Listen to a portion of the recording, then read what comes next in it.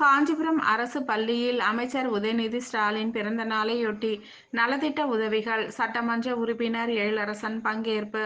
தமிழக திமுக இளைஞரணி செயலாளரும் அமைச்சருமான உதயநிதி ஸ்டாலின் பிறந்த நாள் விழா காஞ்சிபுரம் மாவட்டத்தில் பல்வேறு இடங்களில் விமர்சையாக கொண்டாடப்பட்டு வருகிறது.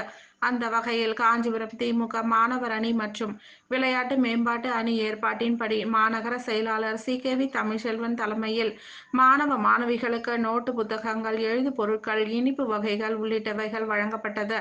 இதில் சிறப்பு அழைப்பாளராக காஞ்சிபுரம் சட்டமன்ற உறுப்பினர் எழிலரசன் கலந்து கொண்டு மாணவ மாணவிகளுக்கு நலத்திட்ட உதவிகளை வழங்கினார். இது மாநில வர்த்தக அணி துணை செயலாளர் வி.எஸ். ராமகிருஷ்ணன், மாநகர நிர்வாகிகள் பாரதிதாசன், சரண்ராஜ்,